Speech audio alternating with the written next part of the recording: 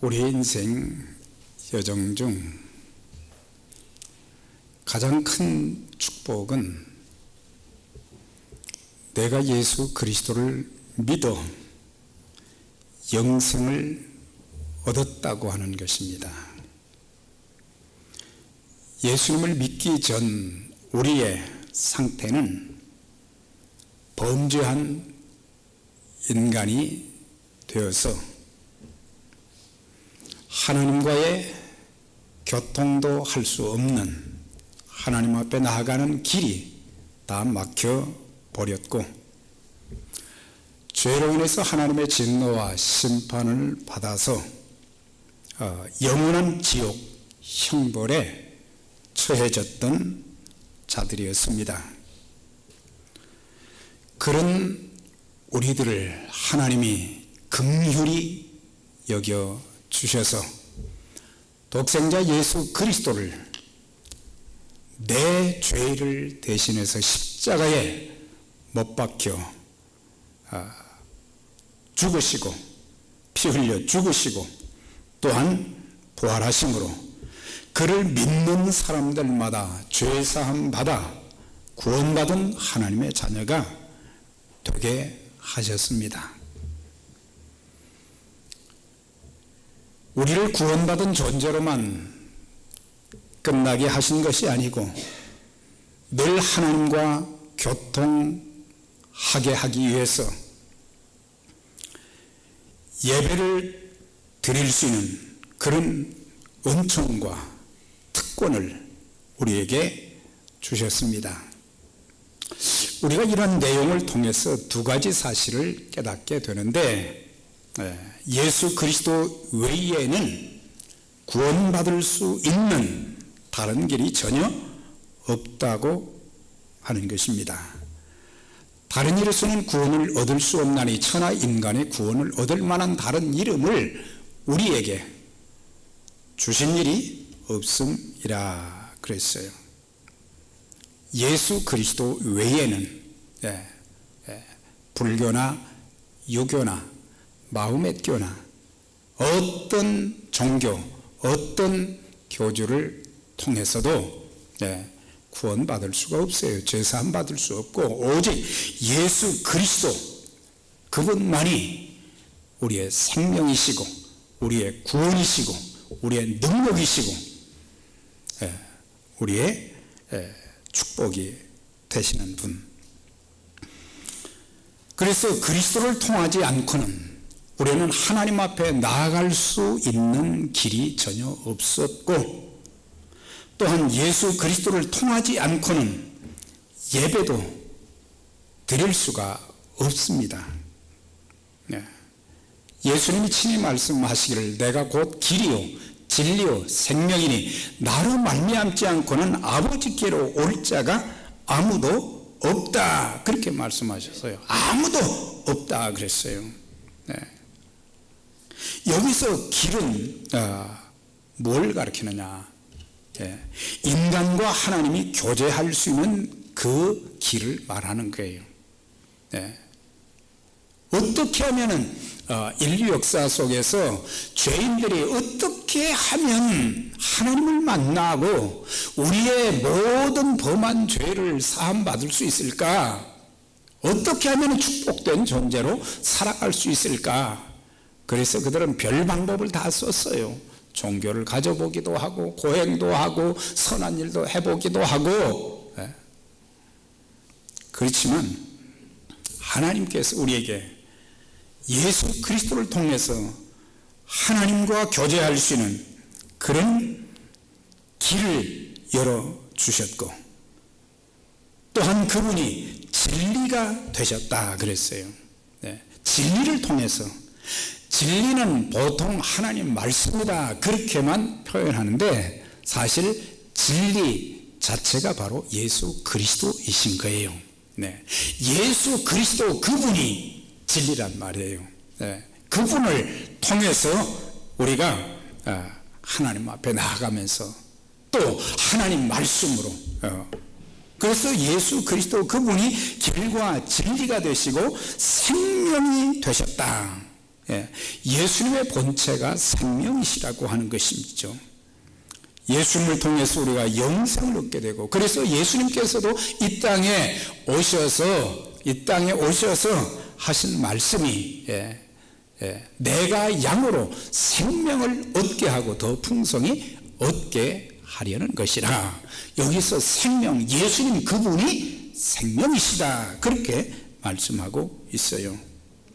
그래서 이 두 가지를 통해서 또 중요한 내용을 말씀하시는데, 그건 뭐냐? 오늘 본문을 통해서 가르쳐 주는 것은 우리에게 어떻게 구원받을 수 있는 길이 열려지게 되었는가, 어떻게 하면 하나님 앞에 직접 나아가서 예배를 드릴 수 있게 되었는지 그것을 가르쳐 주고, 구원받고 예배 드리는 복을 받은 사람들이 신앙생활을 어떻게 해야 되는가.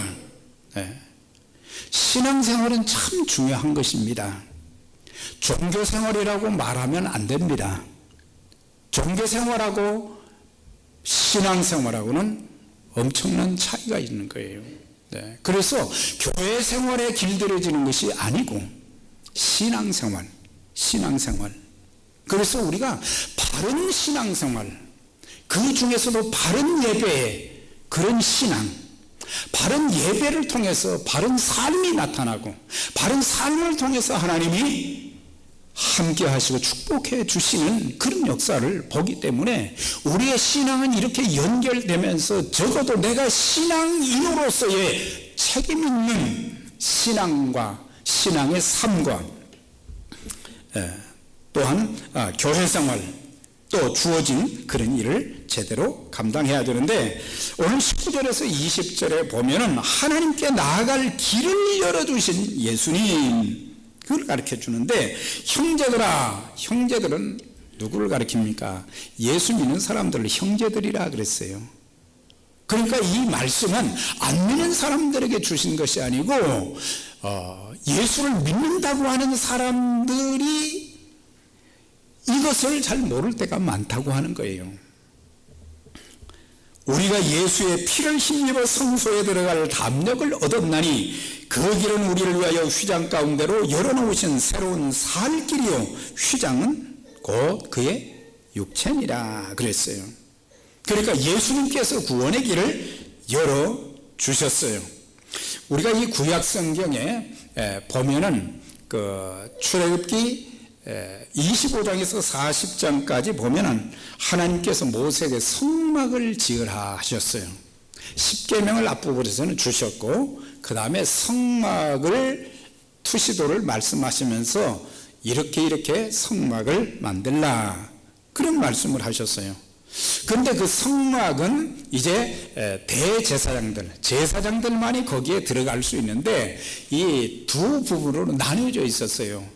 저쪽 뒤쪽을 성소라고 말해요.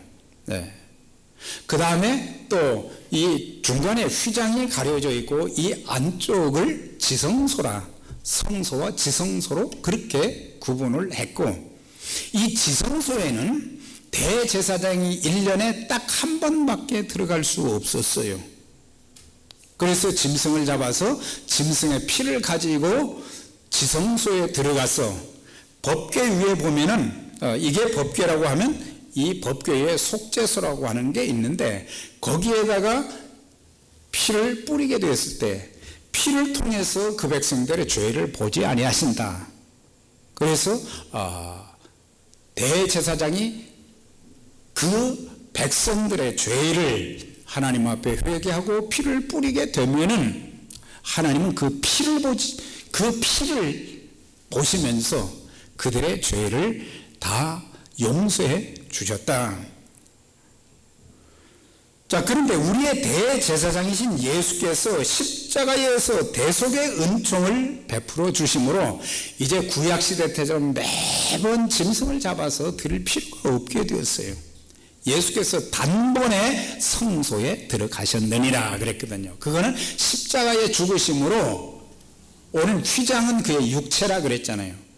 그의 육체가 십자가에서 찢겨지심으로, 피를 흘리심으로 이제 우리의 모든 죄가 예수님이 운명하셨을 때 휘장이 위로부터 아래로 다 찢어져서 성소와 지성소가 하나가 되어졌다 그랬어요.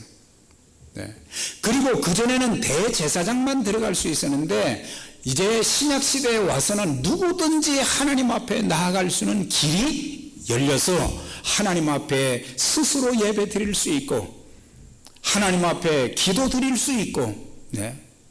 그래서 하나님 앞에 이제 자기 자신들 누구를 통해서가 아니라, 네. 누구를 통해서가 아니라 대제사장을 통해서가 아니라, 네. 우리가 예수님 때문에 직접 하나님 앞에 나아가게 되었는데 그 길을 새롭고 산 길이라. 새롭고 산 길이 되신 분이 누구냐? 예수님이신데, 바로 새롭다는 것은 이전에는 그런 일이 없었다는 얘기예요. 그 다음에 산 길은 생명의 길이라고 하는 것을 말씀해 주고 있어요. 하나의 종교의식이 아니라 우리가 하나님 앞에 나아갈 수 있는 그 생명체가 되어졌고, 그리고 우리는 언제든지 하나님 앞에 나아갈 수 있다. 네. 레위기서를 구약의 복음서라 그렇게 말합니다. 레위기서는 구약의 복음서다. 신약의 사복음서가 있는 것처럼, 네. 구약의 모세오경을 창세기, 출애굽기, 레위기, 민수기, 신명기를 모세오경이라고 그러잖아요.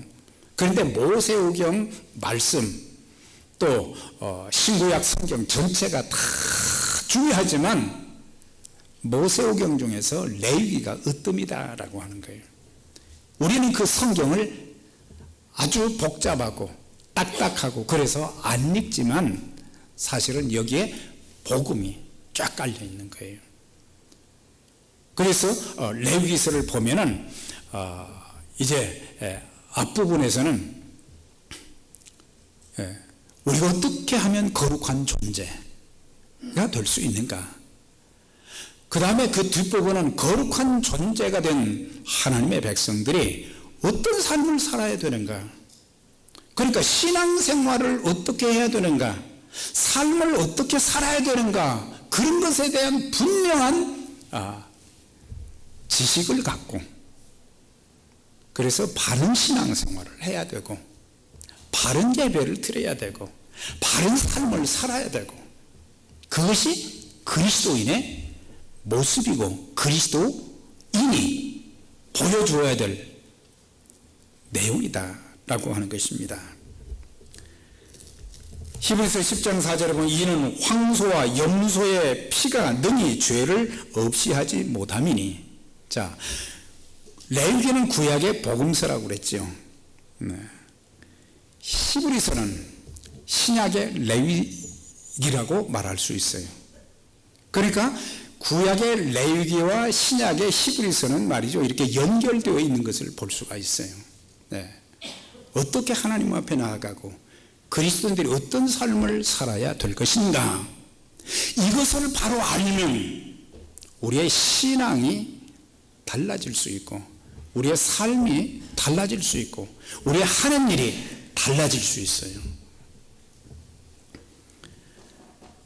베드로 1장 19절에 보면 오직 흠없고 점없는 어린 양 같은 그리스도의 보배로운 피로 된 것이라. 우리가 죄사함 받을 수 있었던 것, 하나님 앞에 나아갈 수 있었던 것, 이것은 금과 은이 아닌 예수의 희생적인 사역, 곧 십자가에서 흘리신 피로 말미암아 우리가 하나님 앞에 나아갈 수 있게 되었다는 것이 얼마나 큰 축복인지, 정말 큰 축복인데, 그래서 20절에 보면 찢어진 성소의 휘장, 휘장은 그의 육체니라 그랬어요. 그러니까 이 휘장은 뭐냐, 하나님께 나아가는 길을 막아놓은 거잖아요. 죄로 인해서 하나님 앞에 나아갈 수가 없는 죄인들의 상태를 보여주는 것이 휘장이에요. 그런데 그 휘장이 곧 그리스도가 되셔서 이것을 제거시켜 버리신 거예요. 위에서부터 아래로 찢어졌다. 이거 찢어질 수 없어요. 얼마나 굵게 실로 잘 싸놓았는지, 말들을 양쪽에다 이렇게 끈을 달아서 해놓고 아무리 양쪽으로 말들이 가도 안 찢어지는 건데, 이게 그 순간 예수께서 운명하실 때 그게 찢어졌어요. 예수께서 크게 소리 지르시고 영혼이 떠나시니라. 이에 성소 휘장이 위로부터 아래까지 찢어져 하나가 되었단 말이죠. 네. 주님께서 양손과 양발을 못 박히시고 옆구리는 창에 찔리시어 단 한 번의 죽으심으로 인해서 하나님과 우리 사이에 막힌 죄의 담이 다 허물어져서 그 결과 하나님과 우리는 화목할 수 있게 되어졌다. 하나님과 화목할 수 있게 되었다. 예. 여러분들 사람과 불화해도 하는 일 안 되잖아요. 예. 그런데 하물며 천지만물의 창조주가 되신 그 하나님과 화목하지 않은 상태로 우리 삶이 잘 될 수 있다고 보십니까? 안 되는 거죠. 그래서 우리는 예수님 십자가에 피 흘려 죽으심으로 하나님과 우리 사이에 화목이 이루어지게 되었고, 그리고 하나님 앞에 늘 교통할 수 있는, 교제할 수 있는 예배 특권을 우리가 부여받게 된 거예요. 네. 천주교에서처럼 개신교에서는 고해성사가 필요가 없어요. 네. 신부한테 가가지고 내가 지난 일주일 동안 이러이러한 죄에 졌습니다, 그렇게 보고할 필요가 없단 말이에요. 신부가 또 그 죄를 용서할 수 있는 그런 자격도 없어요. 네. 오직 예수 그리스도의 피로. 그럼 오늘날은 예수 그리스도의 이름으로 내 모든 죄를 하나님 앞에 자백하게 되면 하나님은 우리의 모든 죄를 깨끗하게 씻어주시는데, 만일 우리가 우리 죄를 자백하면, 자백이라는 말은 그냥 있는 내용을 토설한다는 의미도 있지만 회개한다는 그런 의미도 있어요. 그러니까 우리 죄를 자백하면, 회개하면 저는 미쁘시고 의로우사, 그분은 의로우시고, 미쁘시다는 건 신실하다는 그런 뜻이에요. 신실하셔서 우리 죄를 사해 주시고 우리를 모든 불의 가운데서 깨끗하게 해 주신다 그랬어요. 네.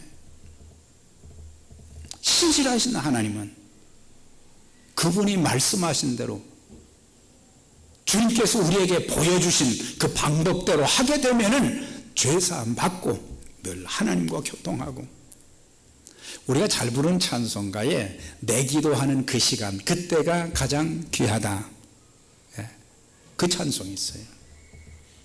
여러분들, 내 기도하는 그 시간은 하나님과 진정한 교통이 있어지는 시간이에요. 하나님의 음성을 듣고 성령의 감동함을 받고 내 자신을 바라보면서 내 모든 죄를 하나님 앞에 또 다 털어내놓고, 그래서 염려가 있고 불안이 있고 두려움이 있고 말이죠. 고통이 있을 때 하나님 앞에 늘 이렇게 내어놓을 수 있는 그런 은혜를 주셨어요. 하나님과 교통하면서 두려움이 다 사라져버리고 걱정 근심이 다 사라져버리고 하나님께서 내 마음에 위로하시고 용기를 주시면서 능력을 주시고 약속의 말씀을 깨닫게 하시고 단명을 허락해 주시고, 얼마나 귀한 일인지. 우리가 신앙생활하면 신앙의 맛도 느껴야 되고, 기도하면 기도의 맛도 좀 느껴야 되고, 찬송하면 찬송의 맛도 좀 느끼고 말이죠. 야, 이렇게 찬송이 귀한 것입니다. 이렇게 찬송할 수 있는 자체가 얼마나 복된 일인가. 찬송을 통해서 하나님께서 나에게 막 또 풍성한 은혜를 주시고, 예배를 내가 하나님 앞에 바른 예배를 드렸더니, 하나님 말씀대로 온 마음을 다해서 예배를 드렸더니 하나님께서 오늘도 내가 깨닫지 못한 것도 깨닫게 해주시고, 또 내가 하나님 앞에 구하지 않은 것도 하나님 앞에 구하게 하시고 또 내가 구하지 않은 것조차도 하나님께서 내 모든 형편과 사정을 아시고 다 하나씩 하나씩 하나님의 손길로 어루만져 주시고 길을 열어주시고, 그래서 우리는 예수님께서 하나님께 나아갈 수 있는 길을 열어주셨기 때문에 구원받은 성도가 힘써야 될 것이 바로 말씀드린 교제예요. 너희를 불러 그의 아들 그리스도 우리 주로 더불어 교제케 하시는 하나님은 미쁘시도다. 여기도 미쁘시도다. 우리 하나님은 신실하시다 이 말이에요. 그래서 하나님께서는 우리로 하여금 교제하기를 기뻐하신다 그랬어요. 네. 진정한 사귐, 요한일서에는 사귐에 대한 말씀이 많아요. 특별히 사람과의 사귐도 참 귀하지요. 정말 귀한 사람들이 만나서 귀한 사귐을 갖게 될 때에 참 의지가 되고 힘이 되고 그러거든요. 네. 그런데 그런 하나님과 내가 사귐을 가질 수 있다는 그 자체 엄청난 은혜거든요. 하나님 나에게 말씀을 주시고, 오늘날 사탄은 우리의 마음의 문을 닫아버리게 만들어요. 우리의 눈을 닫아버려요. 여러분들 눈 감은 분들도 계시죠? 지금 눈은 뜨라고 있는 거예요.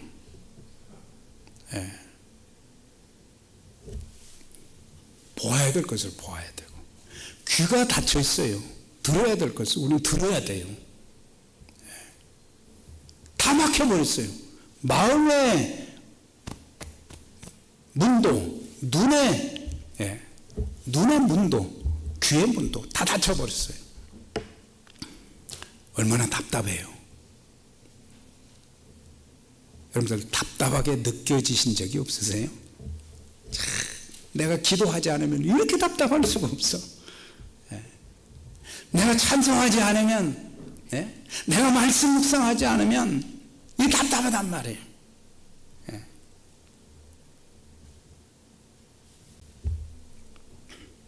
그래서 히브리서 4장 16절에 그러므로 우리가 긍휼하심을 받고 때를 따라 돕는 은혜를 얻기 위하여 은혜의 보좌 앞에 담대히 나갈 것이니라 그랬어요.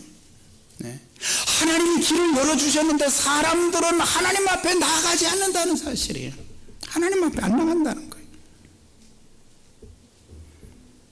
인간은 연약해서 수시로 죄의 유혹에 잘 넘어갑니다. 우리가 이 험한 세상을 살면서 우리의 노력만 가지고 되는 게 우리의 세상 삶이 아니에요. 노력만 가지고 되는 게 아니에요. 무엇으로요? 하나님의 도우심이 필요하다는 거예요. 하나님 도움이 필요해요. 하나님 도움이 너무너무 필요해요. 마귀가 우리를 우는 사자와 같이 삼킬 자를 둘을 찾고 있는데, 그 마귀의 지혜롭고 똑똑한 마귀의 그 미혹에 나도 모르게 빠져들어가는 거예요.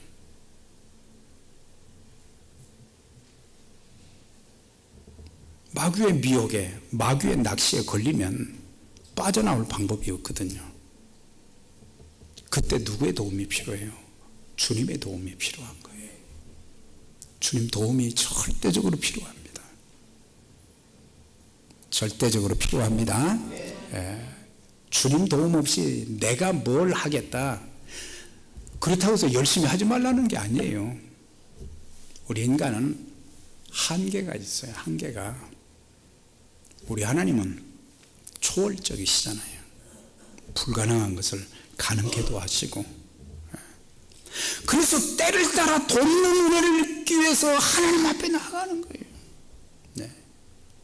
인생에 여러 가지 어려운 일이 있을 때 하나님 앞에 나와서 엎드려 기도하는 것입니다. 하나님, 저 좀 살려주세요. 저 좀 도와주세요. 저에게 길도 좀 열어주세요. 그래서 하나님이 살아 계시다는 것을, 하나님 나와 함께 하시다는 것을 우리는 체험해야 되는 거죠. 하나님의 은총은 분초마다 공급해 주시는 은혜인 거예요.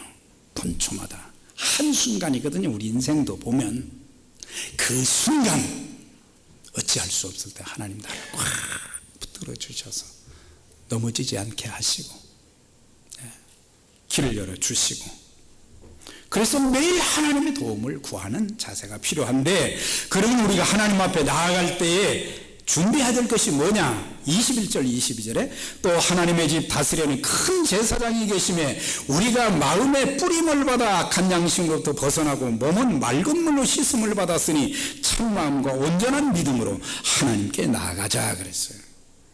이제 하나님 앞에 나아갈 때 뭐 해야 되냐? 양심의 악을 좀 깨달아야 된다 그랬어요. 인간의 양심은 두 가지 기능이 있어요. 크게 하나님을 알게 하는 기능과 죄를 깨닫는 기능이 있어요. 우리 하나님께서 인간에게, 모든 사람에게 양심을 주셨어요. 이 양심을 통해서 하나님을 알게 하시는 기능, 또 한 가지는 죄를 알게 하는, 양심이 살아있으면 내가 잘못한 거, 내가 범죄한 거, 내가 바르게 살지 못하는 거, 양심이 뭐가 돼요? 저울이 되고 기준이 되고 나침판이 되어지지요. 그런데 그 양심의 기능을 상실했어요. 뭘로? 죄 때문에. 그래서 양심이 화인 맞았다, 그 말은 감각이 무뎌진 양심이다. 감각이 무뎌져서 우리가 이렇게 감각이 살아있다는 것은 참 많은 우리의 삶에 큰 축복을 받은 거죠.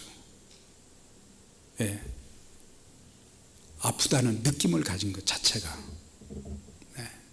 마찬가지로 우리가 우리의 양심이 좀 살아있어야 된다. 그래서 그 바른 양심을 가지고 하나님 앞에 나아가서 자신의 악함을 깨닫고 회개하여 정결한 마음으로 하나님 앞에 나아가야 된다. 정말 정결한 마음, 하나님 앞에 깨끗한 마음을 가지고 나아가야, 대제사장이 구약시대 때 지성소에 들어갈 때요, 죄가 있는 상태로 들어가면 거기서 즉사를 했어요. 하나님은 죄를 용납지 않으셨어요. 그러니까 대제사장이 하나님 앞에 나아가기 위해서는, 백성들을 대신하는 그런 죄를 속하기 위해서는 자기 스스로가 먼저 깨끗함을 받아야 됐어요. 그래서 우리 주님이 죄 없으신 분이셨기에 그 일을 가능하게 하셨고, 또 예수를 믿는 우리들에게 예수님의 보혈을 통해서 우리가 하나님 앞에 나아갈 수 있는 길을 열어주셨기 때문에, 하나님 앞에 서고자 하는 자는 깨끗함을 받은 자여야 된다. 여호와의 산에 오를 자 누구며 그 거룩한 곳에 설 자가 누군고 곧 손이 깨끗하며 마음이 청결하며 뜻을 헛다는데 두지 아니하며 거짓 맹세치 아니하는 자로다. 하나님 앞에서 깨끗해야 된다. 그런 사람들은 거짓된 것이 없다는 얘기예요. 진실되다는 얘기예요. 우리가 청결하지 못한 상태는 하나님 앞에 설 수도 없을 뿐만 아니라 우리가 드리는 예배와 찬양과 헌물, 기도도 응답하지 않는 거예요. 나 교회 생활 하는데 왜 내 기도가 응답도 안 되나? 여러분, 하나님이 헌금을 받으셨다면 하나님 그 헌금을 통해서 하나님이 또 주시는 복을 체험하게 되어지고, 우리가 하나님 앞에 기도하면, 깨끗한 마음으로 기도하게 되면 우리의 기도가 응답이 되어지고, 여호와의 손이 짧아 구하지 못하심도 아니요 여호와의 귀가 둔하여 듣지 못하심도 아니요. 우리 하나님 능력이 없으신 분이 아니다 이 말이에요. 하나님과 너희 사이에 죄악이 가려웠고 그 죄가 너희 기도를 듣지 못하시게 함이니라 그랬거든요. 그래서 죄 없는 사람이 누가 있어요? 다 죄 있죠. 그렇지만 오늘 예배에 나와서 오늘 이 시간만큼은, 내일은 보장이 없지만 오늘 이 시간 하나님 앞에 깨끗한 자세가 되기 위해서는 죄를 다 주님의 보혈로 토설할 때 죄를 하나님 깨끗하게 용서해 주셔서 눈과 같이 흰 눈처럼 깨끗하게 해 주세요. 그런 상태에서 드리는 예배는, 그런 상태에서 드리는 기도는, 그런 마음으로 드리는 그런 헌물은 하나님이 기뻐 받으시고 축복하신다. 그러면서 몸을 맑은 물로 씻어야 된다. 양심의 악도 깨닫고 몸을 맑은 물로 씻는다. 이것은 그러면 목욕하면 되는 겁니까? 그걸 말하는 게 아니에요. 목욕한다고 되는 게 아니에요. 우리 찬송가에 보면은 물 가지고 씻든지 불에 태우든지, 죄는 물로 씻어서 되는 것도 아니고 불에 태운다고 해서 죄가 태워지는 것도 아니에요. 그 가사는 조금 그렇지만 맑은 물로 씻는다. 이건 구약시대 때는 대제사장이 하나님 앞에 나아갈 때 죄가 없이 나가야 된다 말씀드렸죠. 그런데 보면은 번제단이 있고 그 다음에 물두멍이 있어요. 첫째는 자기 자신이 깨끗해야 되고, 또 정결 의식을 행하고 깨끗한 예식을 치른 다음에 이제는 번제단에서 물두멍으로 가는 거예요. 물두멍도 거기에는 거울처럼 이렇게 놓으시니까 보이는 거예요. 그런데 눈에 보이는 손을 씻는다는 것은 상징적인 것이지 그 마음의 죄를 깨끗이 하고 들어가야 된다 이 말이에요. 안 그러면 죽는 거예요. 그래서 대제사장에게 끈을 달아가지고 방울을 이렇게 달아줬잖아요. 그러니까는 그 안에서 일을 하면 방울 소리가 나야 돼. 근데 방울 소리가 안 나면 이거는 죽은 거예요. 그러니까 아무나 못 들어가니까 끈을 달은 것은 끈을 달아서 끄집어낸 거예요. 그러니까 이런 것들이 하나의 상징적인 것이지만 우리는 이것을 통해서 하나님 앞에 나아가는 구원받은 사람들이 깨끗해져야 된다. 그러면은 이건 목욕하면 되는 것이다. 그게 아니에요. 우리의 마음을 준비하는 게, 주일 예배 드리기 위해서는 우리가 토요일부터 말이죠, 준비를 해야 돼요. 아이들 때문에 말이죠, 주일날 아침에 막 싸울 때도 있고, 왜 이렇게 늦게 준비하냐, 별의별 일이 많이 있거든요. 주일날 보면은 사람들이 일들이 많잖아요. 몸이 아픈 분들도 있고 뭐 여러 가지 별의별 사정들이 다 있어요. 그래서 하나님, 제가 오늘 내일 예배 드려야 되는데 제 건강도 하나님이 지켜주시고 삶에 악한 마귀가 교회 나가지 못하도록 방해하는 일도 없게 해주시고 하나님 도와주세요. 그렇게 기도해야 돼요. 기도한 대로 하나님께 예배 드린다는데 하나님 은혜 주시지 않겠어요? 자, 그러면서 회개하지 못한 자는 없는가 살피고 사조의 기도를 통해서 용서받은 기쁨이 넘쳐야 된다.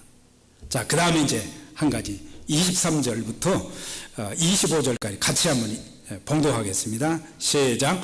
또 약속하신 이는 미쁘시니 우리가 믿는 도리의 소망을 움직이지 말며 굳게 잡고 서로 돌아보아 사랑과 선행을 격려하며 모이기를 피하는 어떤 자들의 습관같이 하지 말고 오직 권하여 그날이 가까움을 볼수록 더욱 그리하자. 여기서 뭘 말씀하고 있어요? 믿는 도리의 소망을 움직이지 말고 굳게 잡으라 그랬어요. 여기서 믿는 도리는 뭐예요? 예수를 믿음으로 구원받고 내 영혼이 천국 갈 수 있는 그 도리, 그 길을 거기서 흔들리지 말으라고 하는 거예요. 초대교회 당시에는 핍박이 참 많았어요. 예수 믿는 것 때문에 환난과 핍박과 여러 가지 고통이 너무 많았어요. 그래서 막 신앙이 흔들릴 때가 많았어요. 아니, 하나님을 내가 믿는데, 예수님을 믿는데 왜 내 삶 속에 이러는 그 환난이 너무 많은가? 우리 인생은 환난과 핍박이 많아요. 몸에 병이 들 때도 많고 사업이 부진하고 또 그 여러 가지 삶의 어려움으로 인해서 때로는 내 믿음이 뿌리째 흔들릴 때도 많은 거예요. 그때마다 우리는 나는 하나님의 자녀다. 나는 하나님의 자녀다. 나는 하나님이 사랑받는 존재다. 예수 그리스도가 그분의 피 흘린 그 공로로 말미암아 나를 하나님의 자녀로 삼아주시고 나를 사랑하시고 나를 인도해 주신다는 그 믿음의 정체성이 흔들리면 안 되는 거예요. 자기 아들을 아끼지 아니하시고 우리 모든 사람을 내어주시니까 어찌 그 아들과 함께 우리에게 모든 것을 은사로 주시지 않겠느냐. 누가 우리를 그리스도의 사랑에서 끊으리요. 환난과 핍박이나 기금이나 적신이나 위험이나 칼이랴 그랬어요. 모든 것을 주신 그 하나님, 그 예수님, 그분의 사랑에서 우리를 어떤 환난이나 핍박이나 어떤 어려움도 끊을 수 없다는 얘기예요. 마귀가 어떻게 할 수가 없다는 얘기예요. 그래서 믿는 도리의 소망, 너는 구원받은 하나님의 자녀다. 그 다음에 서로 돌아보아 사랑과 선행을 격려하라 그랬어요. 성도들이 살아가면서 힘든 일이 너무 많아요. 참 고통스럽고 답답하고 예상치 못했던 일들이 많습니다. 그때 마귀는 그 어려움을 통해서 우리 인생을 파괴시키죠. 우리의 가정을 파괴시킵니다. 교회를 망치게 하려고 수단 방법 가리지 않고 공격을 해요. 우는 사자와 같이 삼킬 자를 두루 찾고 있다 그랬잖아요. 그럴 때 정체성을 가지고 우리는 서로 돌아보아야 된다. 서로 돌아본다는 것은 나의 신앙만 지키려고 하지 말고 다른 사람들이 신앙생활을 잘 할 수 있도록 돌보는 일을 하다 보면 내 믿음도 더 강해지고 다른 사람도 나 때문에 더 힘을 얻게 되어지고, 그래서 돌아보는 것이 참 필요하다 말이에요. 나만 아는 이기적인 신앙에서 벗어나야 된다. 사랑을 계속 격려하라 그랬어요. 하나님께서 당신을 정말 사랑하십니다. 사랑을 계속해서 격려하라는 거예요. 하나님 나는 사랑하시지 않는가 봐. 하나님이 나를 잊어버리신 거 봐. 그렇지 않은 거죠. 그 다음에 선행을 격려해야 된다. 기도와 물질로, 선한 행실로 서로 격려하는. 그래서 그리스도인 상호 간에 지대한 관심이 좀 필요하다. 그리스도인 상호 간에 그런 관심이 좀 필요하다는 얘기예요. 그러면서 모이기를 패하는 어떤 사람들의 습관같이 하지 말고 그랬어요. 그러니까 초대교회 당시에 그리스도인들이 참 환난도 핍박도 어려움도 많고, 그러니까 예수 믿는 것 때문에 잡혀가고 죽임을 당하는 일도 많고 어려움을 겪는 일도 많으니까 사람들이 안 모이는 거예요. 모이기를 패하는 사람들조차 생겼어요. 우리가 꼭 모여야 될 필요가 뭐가 있느냐, 그러다가 걸리면 우린 죽는 것 아니냐. 또 그때 당시 교회의 필요성을 부인하는 이단들이 많이 생겼어요. 교회는 주님께서 친히 피 흘려 값주고 사신 기관입니다. 이 교회를 통해서 하나님께 나와 교제하고 예배하며 섬기는 복을 주신 거예요. 사무엘 시대 당시 블레셋에 엄청난 고통을 받던 이스라엘 백성들을 사무엘이 미스바로 불렀어요. 우리 하나님 앞에 회개하고 기도하자. 백성들이 엄청나게 많이 몰려들었어요. 미스바에서 하나님 앞에 사무엘이 기도하니까 하나님께서 큰 우레를 발해가지고 그 블레셋의 그 엄청난 군대를 다 물리쳐 주셨어요. 느헤미야 8장에 보면은 느헤미야와 에스라가 이스라엘 백성들 성벽을 건축하고 난 뒤에 그들을 수문화 광장으로 다 불렀다 그랬어요. 백성들이 군대처럼 몰려들었어요. 거기에서 에스라가 그 나무강단에 서서 하나님의 율법의 말씀을 8장 9장에서 읽어주니까 성령님이 역사하셔서 그 많은 백성들이 말이죠, 회개 역사가 막 일어났어요. 부흥회가 일어났어요. 큰 부흥회가 일어나고 사람들이 죄를 회개하고 하나님 앞에 돌아오는 그런 역사가 일어나게 되었던 것을 보게 돼요.